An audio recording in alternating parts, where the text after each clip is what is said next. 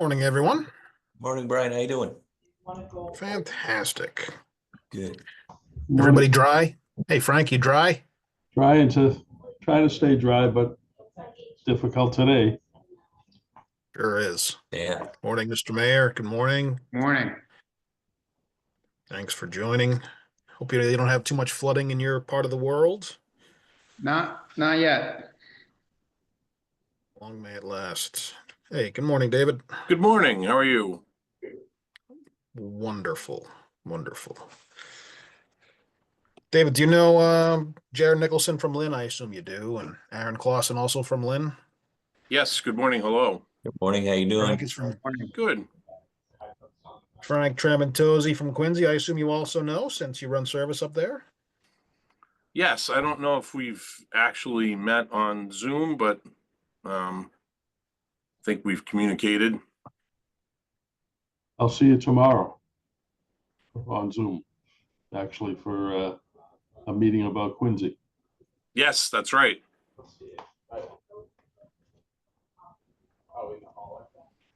Excellent. Just give it a few more minutes, Dave. I'm sure some folks will trickle in. No worries. Did they get you that whaler yet, Commodore? Not yet. Well, we actually have one. It's sitting in Quincy at our layover facility. I think it could be put into working condition, but not the top priority. You think you need a whaler? I'll keep saying that till they give you one. How about that? I joke that because I live out here in Ashland, which is near Framingham, so I keep joking that, or no, it's a truth. I expected that this job would come with a stipend for a house in Cohasset, maybe like on Jerusalem Drive or something. So Yeah. as Ask you get, Corey. so He that would lives be there. better than the whaler. That would be better than the whaler. If we can get the ferry to stop here, I probably work something out.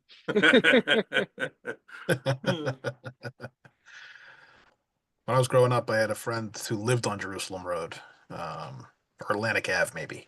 Some very nice places down that way. Daily running route, spoiled, absolutely spoiled.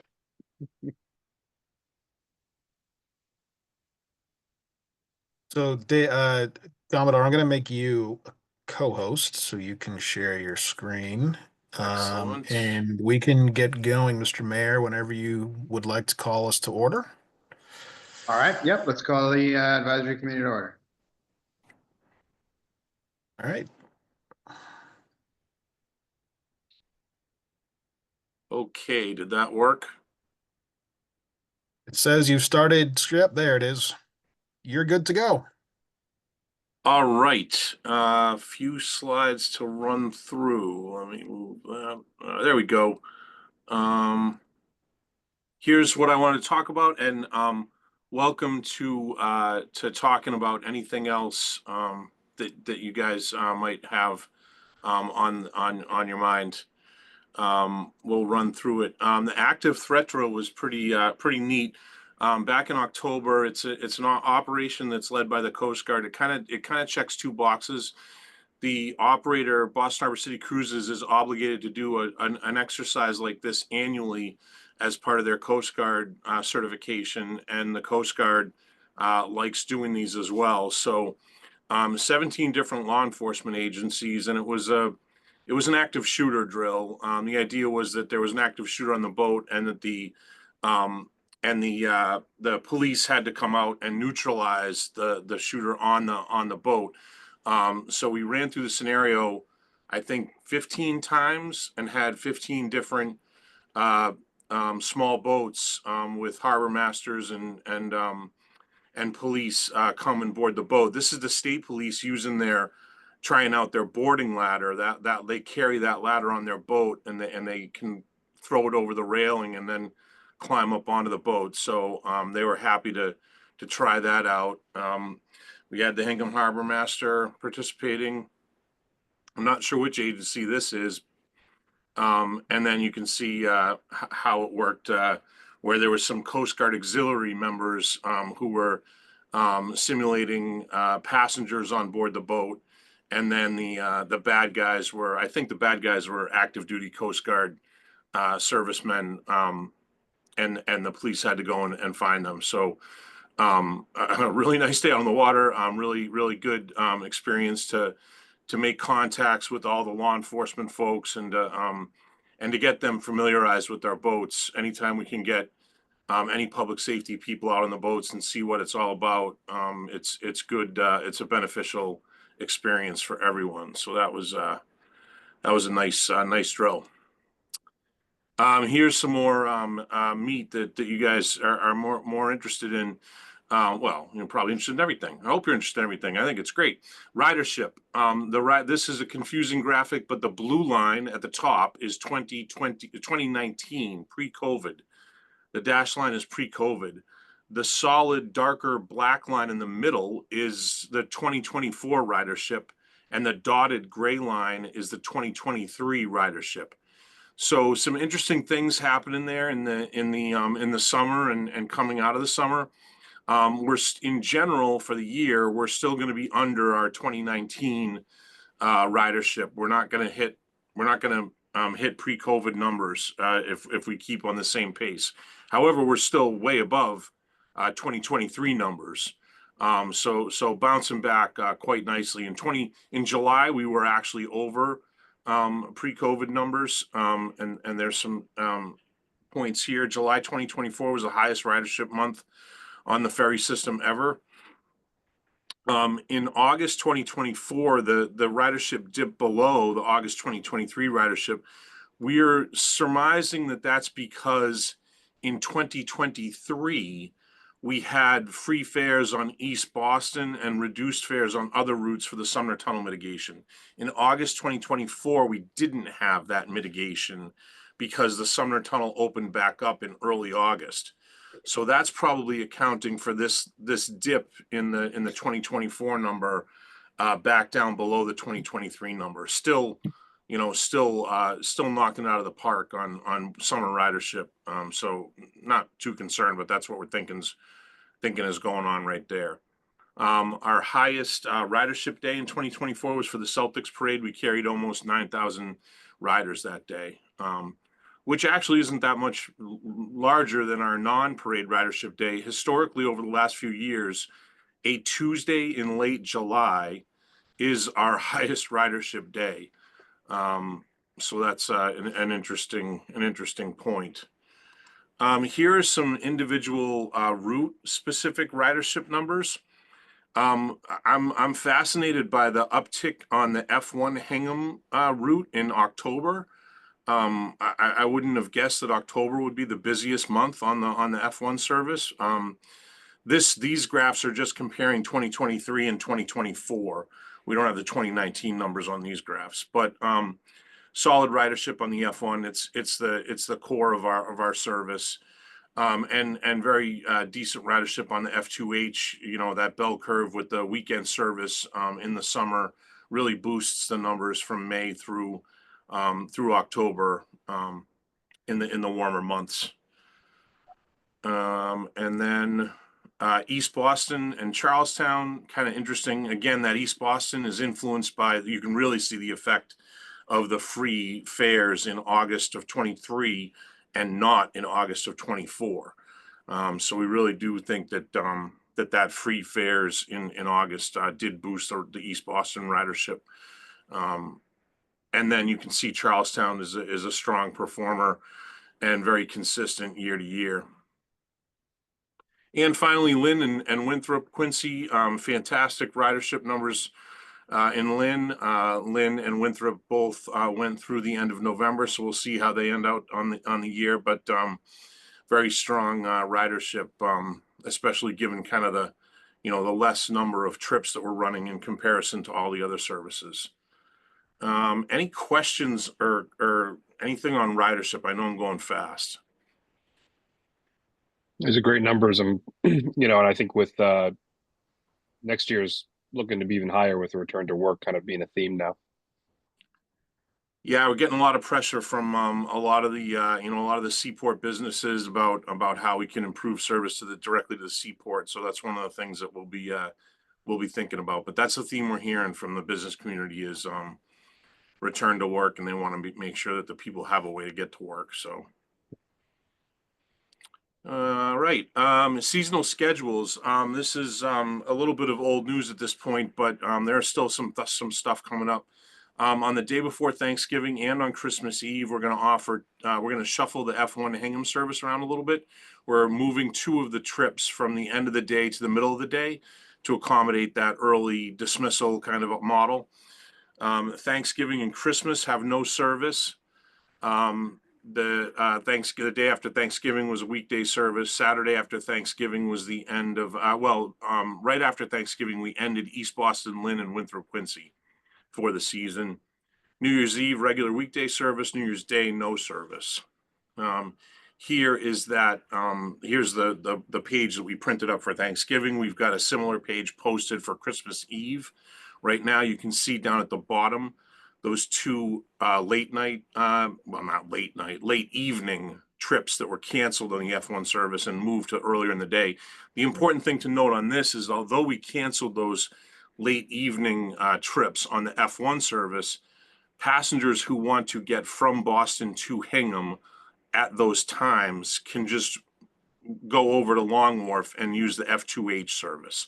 So we're not actually eliminating any kind of service. It's just kind of shuffling some stuff around to get better capacity at the times that we wanted. Oh, and I will say that when we did this on the day before Thanksgiving, we did have really good uptick and really good adoption from passengers of the earlier trips. So it did seem to serve a purpose. It wasn't just window dressing. It actually worked.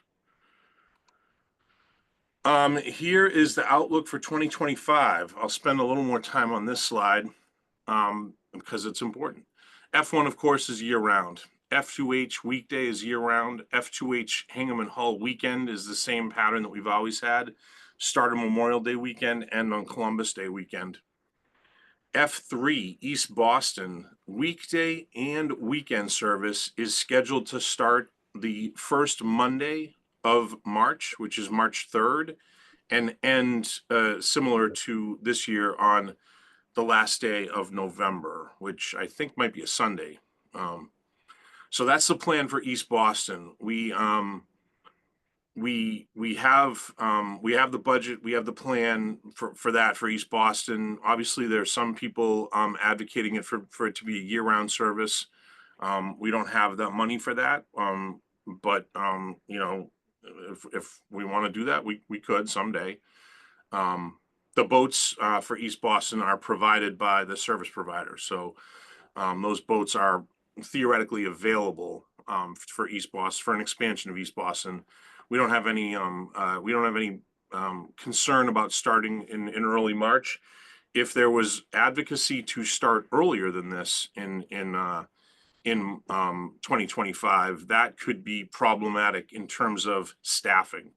Boston Harbor City Cruises has their staffing plans set for this kind of schedule. So while the boats would be available, the captains and crews might not be. A lot of these captains and, well, not a lot, but some of the captains and crews, you know, do have a great life that I envy, you know, going and skiing for the winter, working at ski resorts in the winter and coming home, and working, boats in the summer. So, and then of course we get the summer people, the college kids, you know, the summer help that really boosts it in the summer. But anyways, I digress.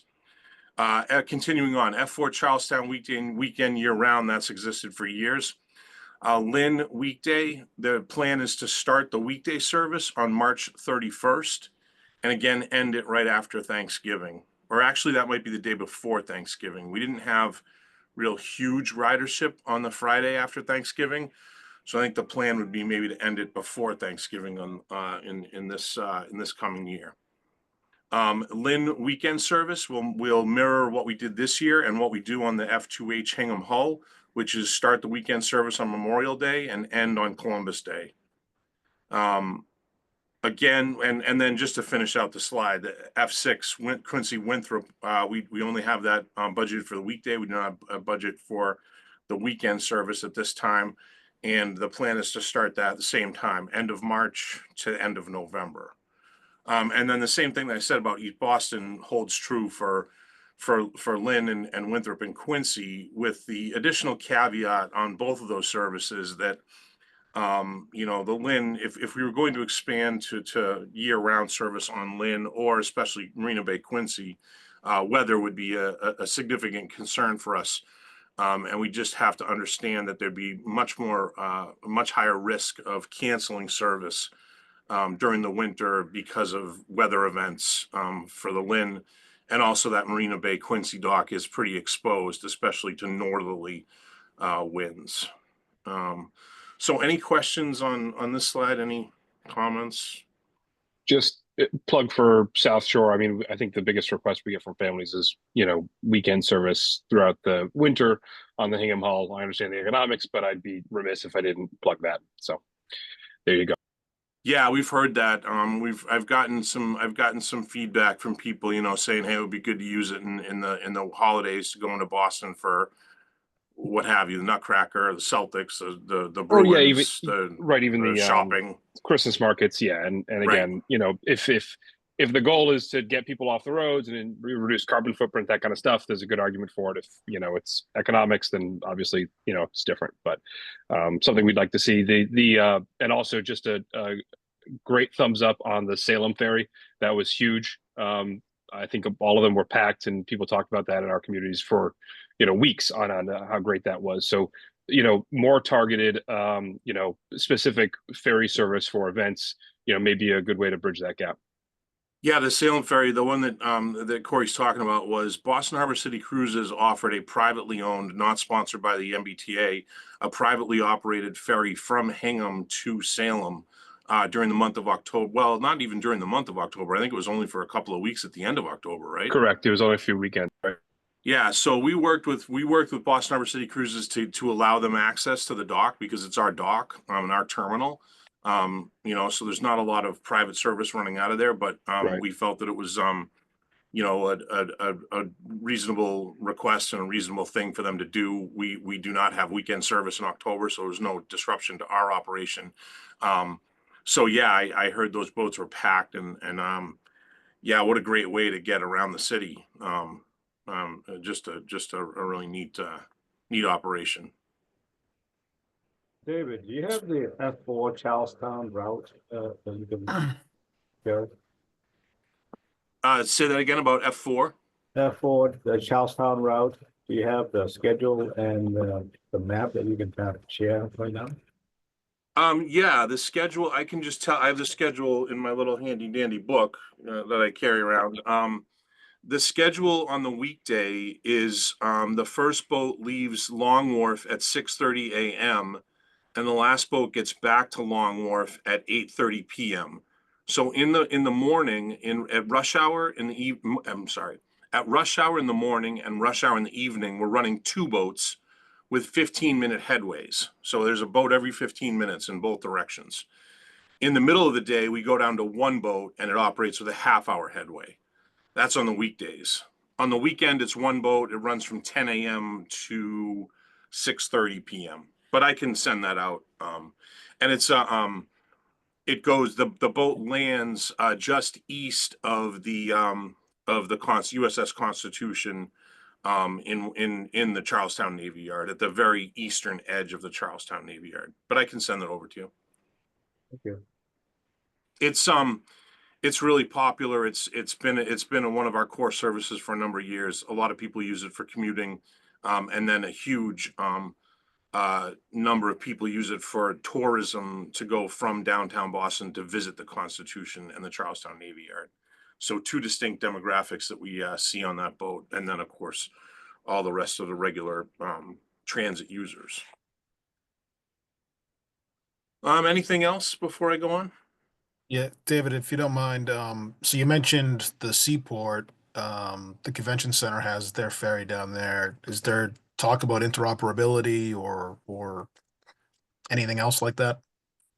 Yeah, the seaport. Yeah, here. Let me do this. Let me let me pull this over and um the seaport operates a two ferries. The Seaport TMA in conjunction with the Boston Convention Center. They operate a ferry that goes um, from North Station to the seaport. That's their core business. Lands up here at Lovejoy Wharf, which is, I think, right around up in here. Oh, yeah, there it is. You can see it, Lovejoy. I don't know. Can you guys see my screen? It's still loading up. Yep. You can see the map. I can see the map.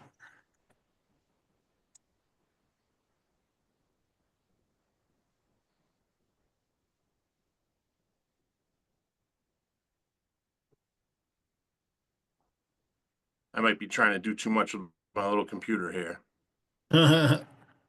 Could be on my end too. Let me close some windows. Everything looks good here. David is kind of getting a little jerky though. Yeah, I think I was trying to do too much. I think I might stop loading, so I might have caught up. Can you guys see the map? Yeah. So the Seaport TMA runs a shuttle from Lovejoy Wharf to Fan Pier. Fan Pier is right here where it says Institute of Contemporary Art. They also run a ferry from East Boston to Fan Pier. Whoa, look at that. There's Fan Pier. They are subsidized by the companies that have business in the Seaport District. And if a company contributes into the Seaport TMA, their employees get free rides on those ferries. Public people can ride those ferries for $5. There's currently no interoperability with either the MBTA schedules or the MBTA fare collection system. So you can't get a transfer. And it's not something that's supported in our system. We've had a lot of discussions with the Seaport TMA on how to better integrate, both operationally and logistically, and then in the future, perhaps some kind of integration on fares or anything like that. Nothing. No, it's we have not started talking with the Boston Convention Center Authority about anything like that. So that's the next step, and that's probably a pay grade or two above me to start those conversations. But it's something I'm interested in. It's something that I see would really benefit the waterfront to have an integrated ferry network. rather than kind of a fractured system of different operators doing different things. The Seaport TMA, service from Long Wharf, service from North Station to Fan Pier was really designed to solve the problem of anybody who lives north of Boston. How do they get to the seaport to work? So it was really designed to solve that problem. It's been very effective. They have really good ridership. They have really good, really good, year-round ridership of people depending on that to get to work. So it is solving a problem, and it's something that that we see some. There's a lot of opportunity for growth in getting people to and from downtown to the seaport, and Logan, add in Logan Airport, add in Charlestown. There's a lot of opportunity to move people around, but that's much more longer term. That's answer your question. Yeah, thank you. And I'll try and move over here. You can see where the boat lands in Charlestown. Yeah, in a past life, The I helped Constitution start is that over here in service. purple. Yeah, I'm breaking up. Yeah, This isn't gonna work. And then the Charlestown Ferry dock is right here. cool. Back to the deck. Any other questions? On that point, Okay, moving on. Just a few more slides. Dave, Just some updates on some things that are in motion. you guys hear us? Dave, hold on. Yep, so on that point about the fact that the conversations haven't started yet with the Boston Convention Center, and that would require, the other folks getting involved, like what can we do to start those conversations? I need to work with my folks internally and find out how they want to escalate that. So I'm going to leave that to my to the general manager and those folks and government relations folks and see how they want to engage and how they want to take that one. I don't think it's really my place to kind of decide the strategy on that. Yeah, no, that makes sense. I think, would it make sense for our advisory committee to make that request to say, could you please do this? Yeah, it couldn't hurt. Absolutely couldn't hurt. Okay. Yeah, I mean, if you guys are, if it's something that you guys support and you guys think is worth looking into, yeah, I'm not going to tell you not to say something. I think, yeah, I think everybody's kind of aligned. It's just getting the ball in motion and starting to have the conversations. And Brian, I don't know how the structure here works, but is that something? Could we ask you to write a letter on behalf of the committee if the committee was interested in supporting that and say, we love how the ferry services are going. We think that there's an opportunity here for a more integrated water transit system by working with these other agencies. Could we get? Sure. Okay, great. Yes, sir. So I'll work with Aaron on your staff and we'll get something drafted this week for your review. Great, thank you. Thank you. Are other members of the committee okay with that? Yeah. Okay. I mean, we should be doing ferry advocacy, so here we are.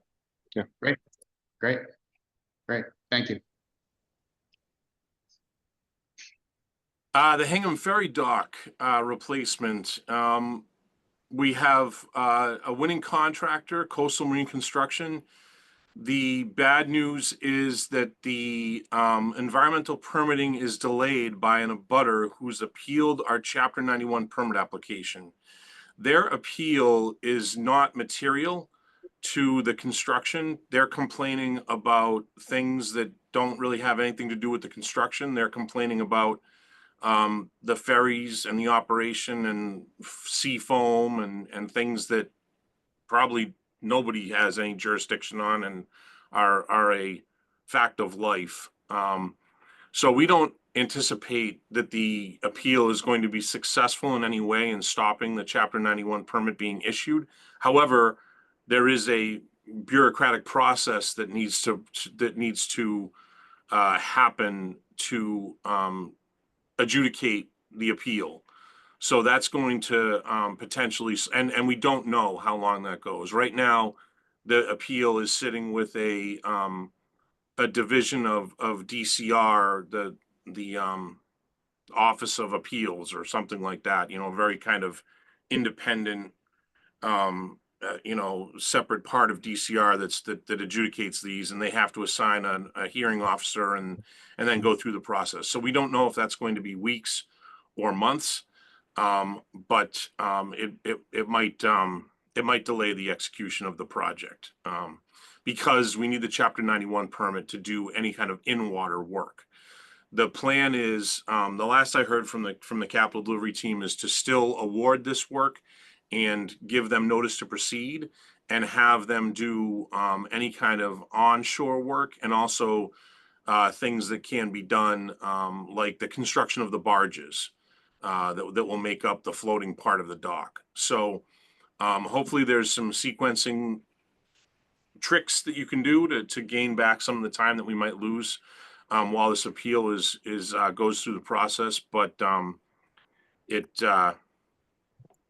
was unfortunate to get that appeal. The appeal was from the Hingham Marina, which is just to the west of the Hingham Ferry dock. Interesting. Yeah. Here's and I'll send the slide deck around so you have time to study this, but here's a diagram of how the new ferry dock is going to improve accessibility and operations in terms of more docking berths, and then also a bow notch. We don't have a bow notch in Hingham right now, so the docks, the boats come up to the dock on the side, which isn't ideal for our operations. So looking forward to having the bow notch. And it does this plan, and the construction sequence does allow for uninterrupted service to Hingham. So there's no plans to, obviously there might be one disruption of like a weekend or something like that where they have to make a hot swap from one to the other, but there's not going to be any long-term disruption to the Hingham Ferry. Dave, Yeah, go ahead. sorry, I just wanted to note, I was down in New York City a couple in October with my kids, and we went out to the Statue of Liberty, and they had they don't have a bow loading boat, they have a side loading boat, and I was just amazed at how efficient the T service is in getting folks on and off, because I saw what it takes to have everyone go over one gangplank on the side. And you just mentioned the bow notch. I don't know what a bow notch is, but whatever it is you're doing, it's working. And God help anybody in New York City who wants to go to the Statue of Liberty on one of those boats. You guys just do a hell of a job. And I say that as someone who knows nothing about ferries. I just seeing folks have to go in all on the side, hundreds of people loading and unloading. Just the dwell time was insane. It just took forever. And I just wanted to, say you guys are however you're doing it, whatever you're doing, it's working. So thank you. Thanks, I appreciate it. The bow notch you can see in the lower right-hand corner of this picture is an outline of a boat that's coming in and hitting the dock head on. So there's a notch that's constructed at the end of the barge to accommodate the boat coming right in. So that's the primary, that's the preferred method from both of an accessibility, a safety, and a capacity issue. To exactly your point, we can move a lot of people across the bow of a boat a lot quicker than we can on the side of the boat. Yeah, it's impressive. In the summer, you go down to Rose Wharf and you see the big boats carrying in 300, 400 people, and those boats do land on the side. But we set up 2 gangways to get to move people off those boats over 2 gangways. So, no, a lot of this is Boston Harbor City Cruises, and they have a really good system, and they have really good operation, and really qualified and really good people to run the operation for us. So, I take your praise, but I deflect it to the operator. The water transportation study, this is really exciting. We're getting some traction. I have a call later this week to start to go over with GEI the public outreach component of this water transportation study. So we're getting started. We're starting to think about how this is going to work and how this is going to be executed. I think the actual notice to proceed will be January 1st. So we're kind of cheating and getting a little advance discussions going before they actually have the notice to proceed.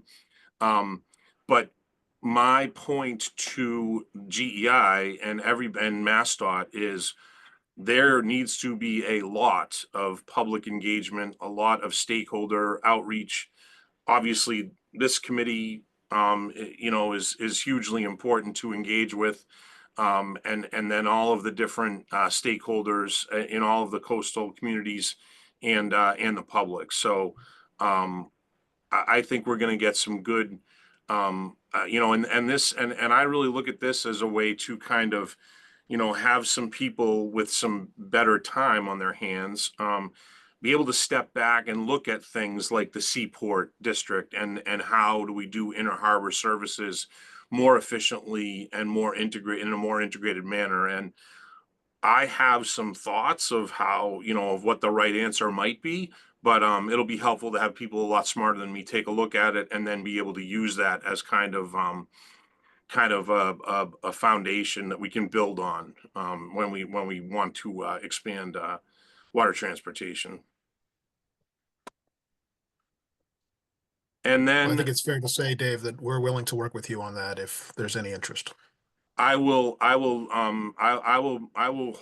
the consultant's feet to the fire on the public and stakeholder engagement, and I will advocate for your participation and make sure that we don't send you guys a report in 2 years and say, oh yeah, hey, we had this study, here you go. That's not going to work for anybody. The last thing that I have here is the ferry services RFP. Our current contract with Boston Harbor City Cruises expires on June 30th. So we have an RFP on the street right now. The bids are due in early January.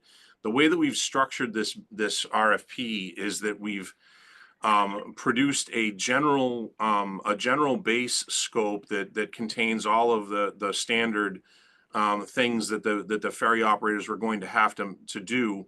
And then each route is its own appendix. And so a bidder can bid on one route, two routes, or all of the routes, or none of the routes if they don't bid. We're really aiming to get some competition into the world. Boston Harbor City Cruises has the most boats and kind of a monopoly on a lot of the services in the city. So we want to find out if there's other bidders out there. We do have some good interest from some other bidders, so we want to get this to a competitive landscape. I don't want to necessarily dismiss Boston Harbor City Cruises. I don't have any concern with their performance, but this is a state contract. We're going to do the right thing. We're not going to hand this to them on a silver platter. So they're going to have to be competitive. There are some other operators in the city who are interested in perhaps some of the routes, maybe not all of the routes. But I'm excited to get some good proposals and try to keep this thing cost competitive. The last time we bid this out was 5 years ago, 6 years ago now. So I do expect that the last time we bid this was pre-COVID.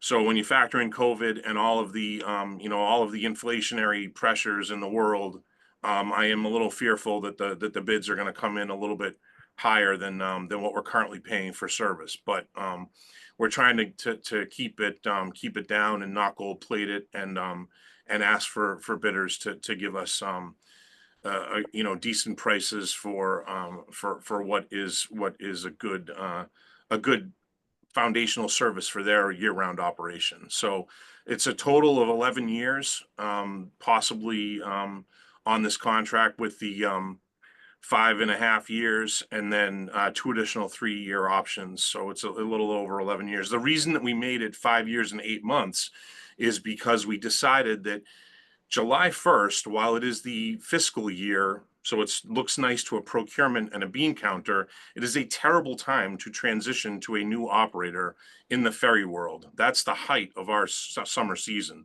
So we're moving, so for the future, we can't do anything about this one because this one expires on June 30th. So we got to do it. If we do a transition, it's going to have to be on July 1st. But in the future, we're going to move that off that date, and we're going to do transitions on March 1st of future contracts to get off of that. In the off season is a much better time to transition between contractors. So that's why we have this kind of strange duration on the contract. So yeah, you'll hear more about this as we get the bids in, and we'll probably be going to the aim here is to go to the board to vote on the contract execution in March. I'm sorry, in February. We want to go in February. If it slips to March, we'll still be safe, but we're aiming to go to the board in February and ask for their approval of whatever we come up with here for a contractor. And that's all I got.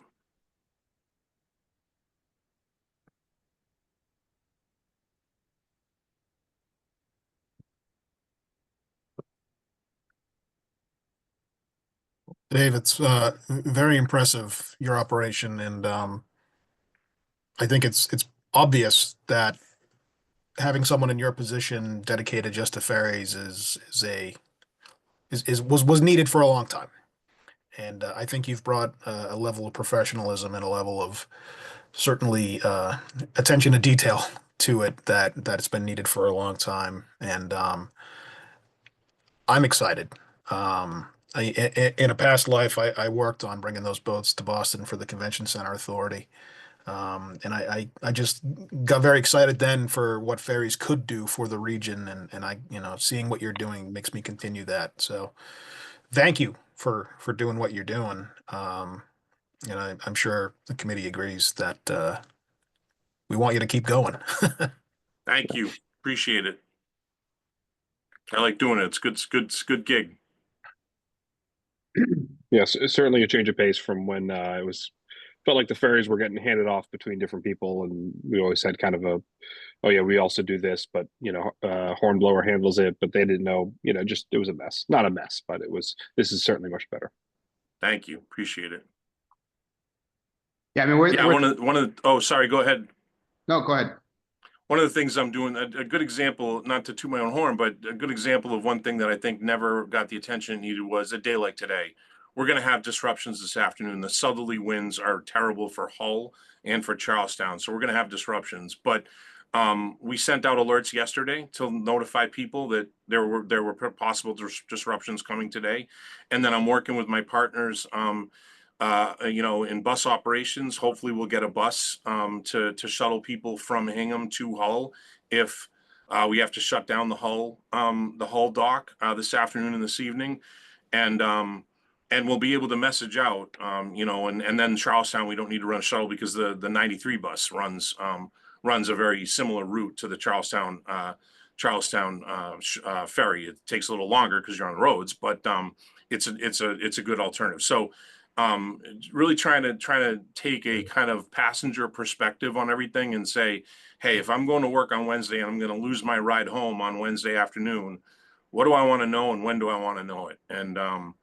And especially for the people in Hull who really kind of stick with the service even in the bad weather. I think some of the other folks can mode shift to the red line or mode shift to the blue line or what have you. But anyways, just a good example of being able to kind of and I think really it's kind of like you said, nobody had the bandwidth before me to kind of think that way and do that kind of thinking and do that kind of messaging. So we'll see how it ends up, but I do expect some disruptions this afternoon. No, that's great, and I would absolutely echo the excitement here in Lennon. Is one of the more recent lines. We're thrilled with how it's going. I actually had a question along those lines with respect to the mode shift and how much conversations are you able to have with sort of the other modes to be working, not just on improving the ferry service as you have, but the kind of linkages in terms of how people get to the ferry service. And I think specifically in Lynn, I mentioned that our ferry terminal is on a bus route that is now the subject of a huge overhaul in the potential introduction of a bus rapid transit system. And just wondering if you have been connecting with those folks about how that would affect or could enhance the ferry service. Yeah, that's another thing that's been really exciting. I mean, one of the advantages here is having Ryan Caholen as our chief operating officer, who came from railroad operations and who has a nautical interest and a nautical background and had some involvement in the ferries, even if it was just tangentially when he was in railroad operations. He has been very welcoming to me as a, to stand alongside all of the other directors of all the different modes. So we have a weekly meeting on Friday with all of the it's called total alignment. So it's exactly what you were talking about, where I in the room with the bus, the head of bus, the head of red line, the head of green line, the head of all the different modes, and we hash out exactly those kind of things. So it's exciting to have a seat at the table, and I'm always and the presence and my presence and my involvement in that makes people not forget about the ferry. And so, while we're not always going to be successful in kind of advocating for those, for everything perfect for the ferry, just based on a ridership and a cost perspective, we do have a bigger voice in the room, and people have been incredibly welcoming to me and to start to have those kind of conversations about improving connections. And that's one of my longer term goals, is how can we get to an integrated system where ferry isn't just kind of its own little thing, but it's part of a bigger transit network. Great, thank you.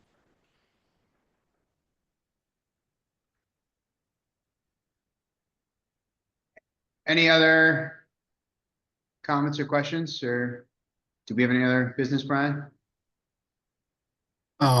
If you don't mind approving some minutes, that would help me. Yep.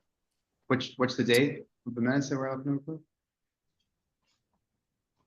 I'll make a motion Yeah. to approve the minutes of the May 8th meeting. Great. Is there a second? Yep. All right. All Second. in favor? Aye. All right. Ayes have it. Thank you, sir. That's all was on the agenda, sir. Great. Well, seeing no further business, would entertain a motion to adjourn. So moved. All Second. right. Second, all in favor? Aye. Thank you so much, everybody. Happy holidays. If I don't see folks, and thank you to the entire team for this is a really exciting moment for water transit, and I really appreciate that, all the updates. Thank you, sir. Thank Happy you. holidays. Bye. Thanks, everybody. Happy holidays.